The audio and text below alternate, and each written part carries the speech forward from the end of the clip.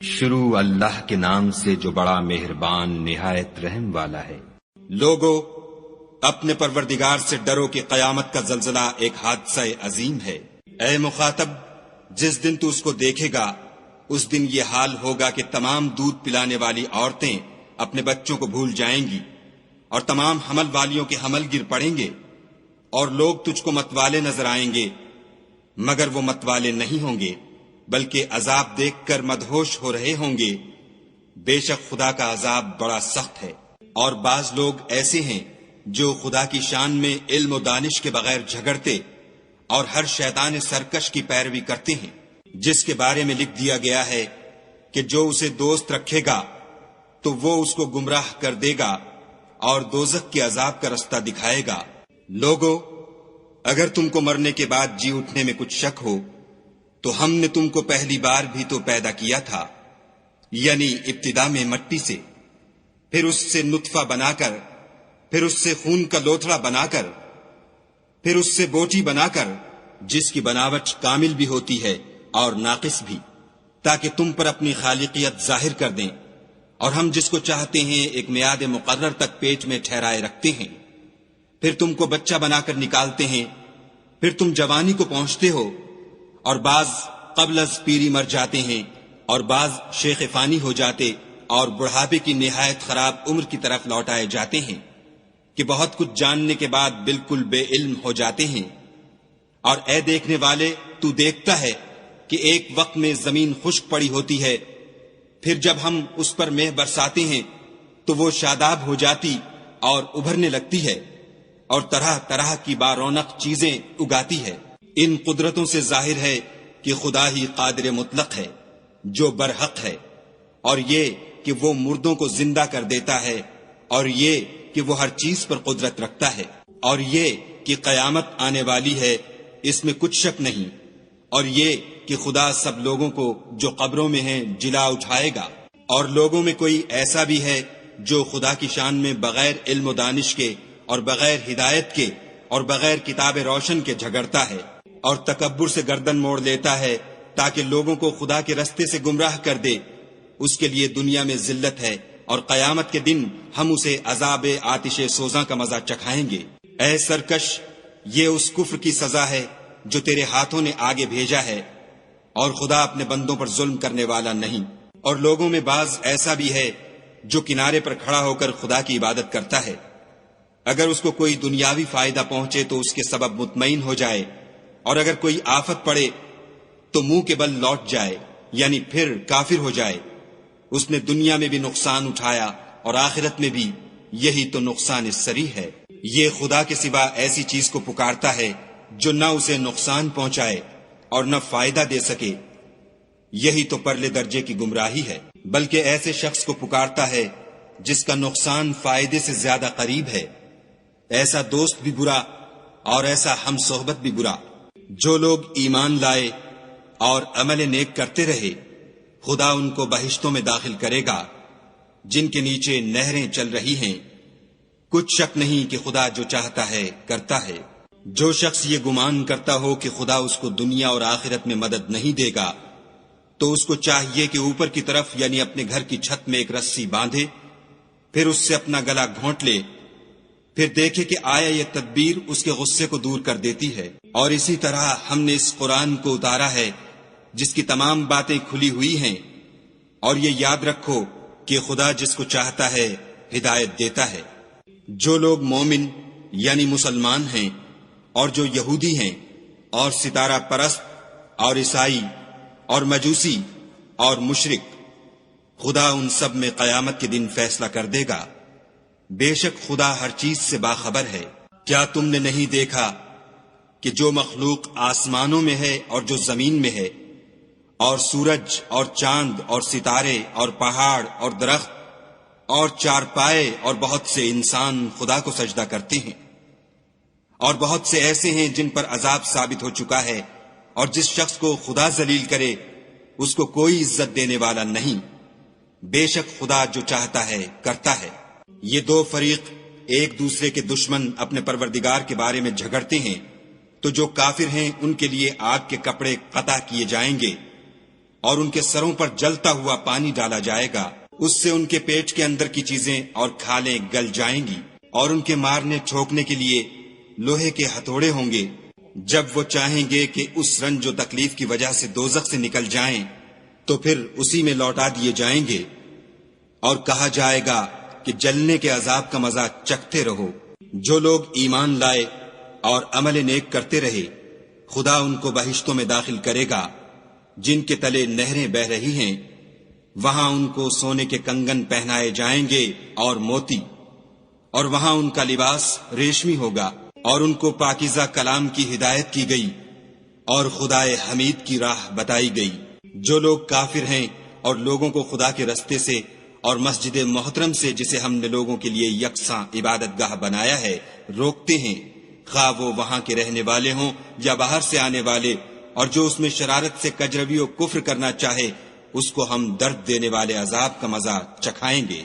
اور ایک وقت تھا جب ہم نے ابراہیم کے لیے خانہ کعبہ کو مقام مقرر کیا اور ارشاد فرمایا کہ میرے ساتھ کسی چیز کو شریک نہ کیجو، اور طواف کرنے والوں اور قیام کرنے والوں اور رکوع کرنے والوں اور سجدہ کرنے والوں کے لیے میرے گھر کو صاف رکھا کرو، اور لوگوں میں حج کے لیے ندا کر دو کہ تمہاری طرف پیدل اور دبلے دبلے اونٹوں پر جو دور دراز رستوں سے چلے آتے ہوں سوار ہو کر چلے آئیں، تاکہ اپنے فائدے کے کاموں کے لیے حاضر ہوں، اور قربانی کے ایام معلوم میں 4 پایاں مویشی کے ذبح کے وقت جو خدا نے ان کو دیے ہیں ان پر خدا کا نام لیں، اس میں سے تم خود بھی کھاؤ اور فقیر درماندہ کو بھی کھلاؤ۔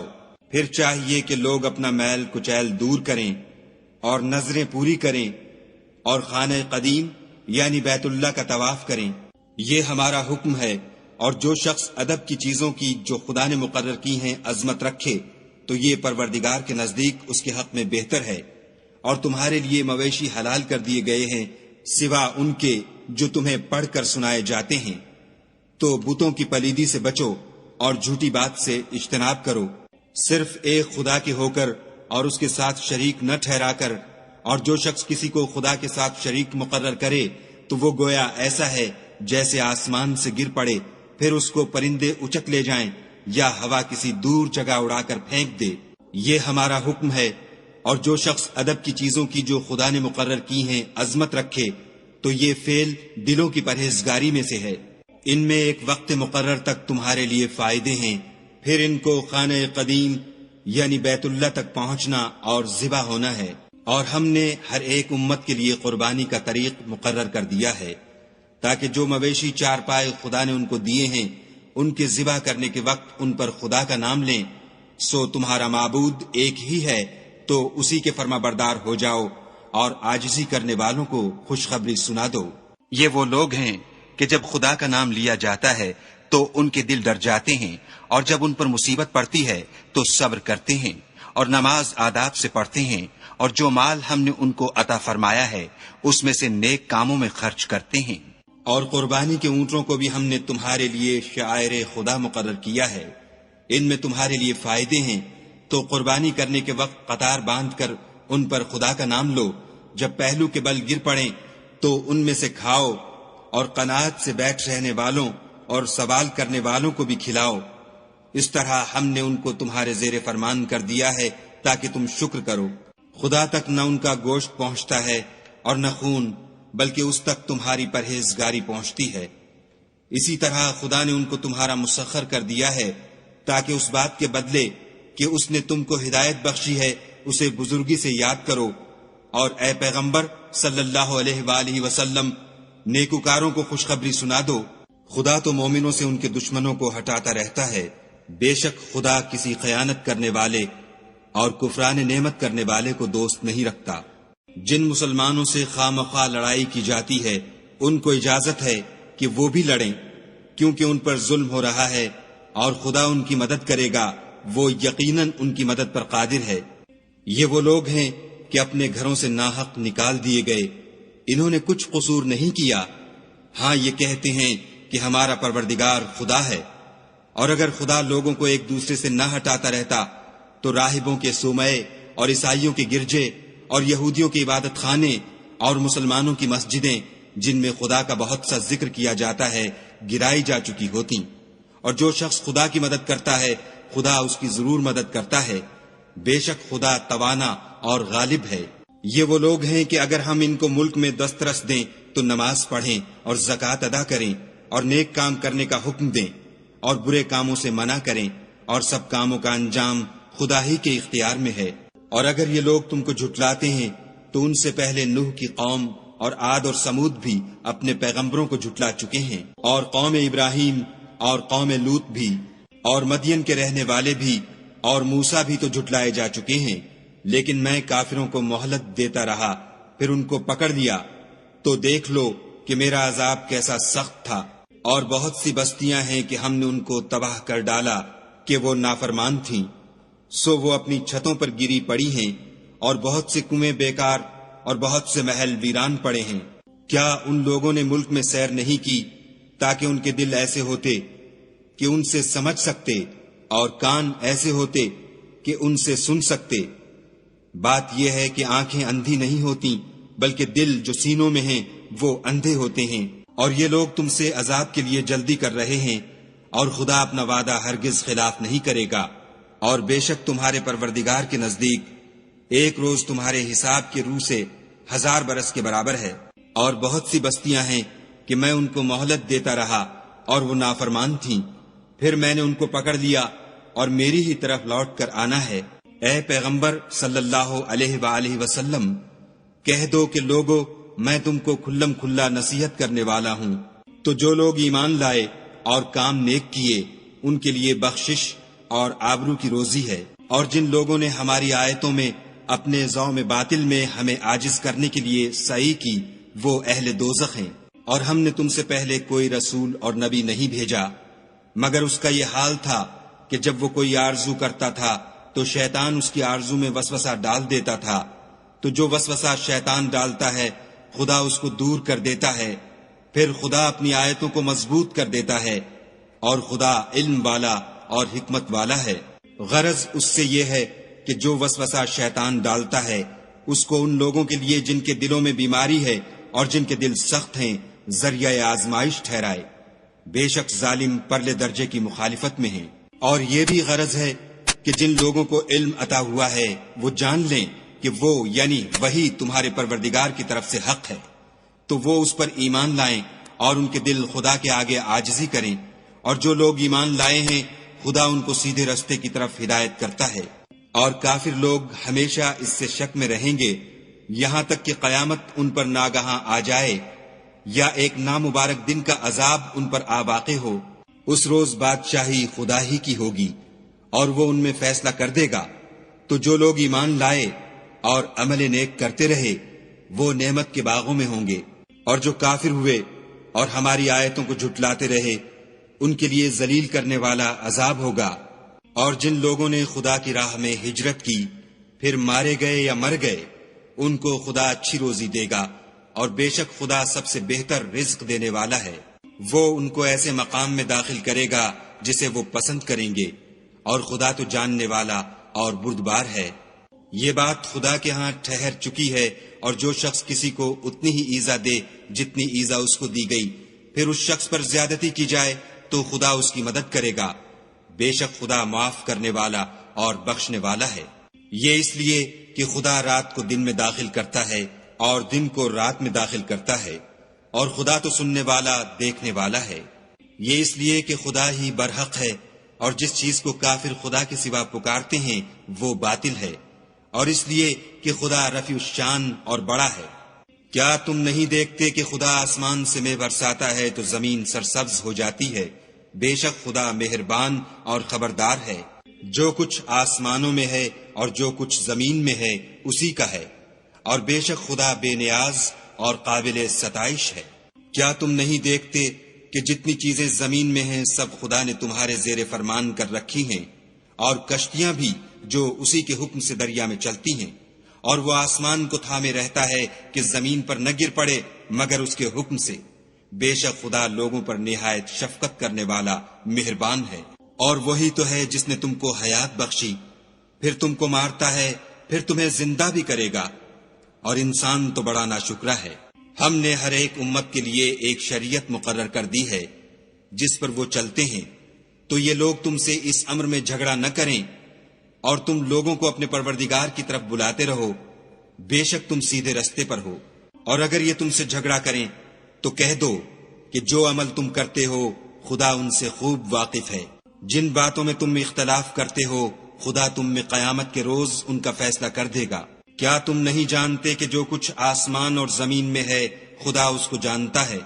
یہ سب کچھ کتاب میں لکھا ہوا ہے، بے شک یہ سب خدا کو آسان ہے۔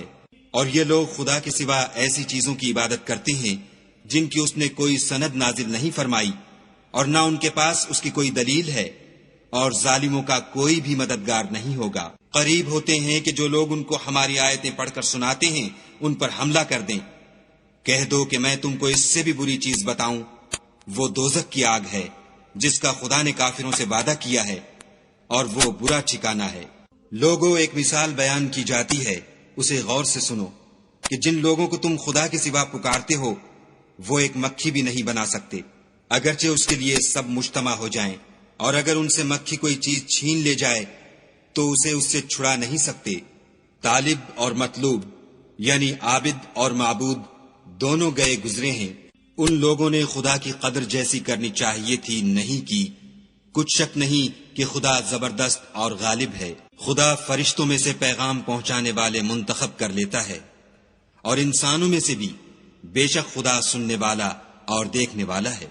جو ان کے آگے ہے اور جو ان کے پیچھے ہے وہ اس سے واقف ہے، اور سب کاموں کا رجوع خدا ہی کی طرف ہے۔ مومنو، رکوع کرتے اور سجدے کرتے اور اپنے پروردگار کی عبادت کرتے رہو، اور نیک کام کرو تاکہ فلاح پاؤ، اور خدا کی راہ میں جہاد کرو جیسا جہاد کرنے کا حق ہے۔ اس نے تم کو برگزیدہ کیا ہے اور تم پر دین کی کسی بات میں تنگی نہیں کی، اور تمہارے لیے تمہارے باپ ابراہیم کا دین پسند کیا۔ اسی نے پہلے یعنی پہلی کتابوں میں تمہارا نام مسلمان رکھا تھا، اور اس کتاب میں بھی وہی نام رکھا ہے۔ تو جہاد کرو تاکہ پیغمبر تمہارے بارے میں شاہد ہوں اور تم لوگوں کے مقابلے میں شاہد ہو، اور نماز پڑھو اور زکوٰۃ دو، اور خدا کے دین کی رسی کو پکڑے رہو، وہی تمہارا دوست ہے اور خوب دوست اور خوب مددگار ہے۔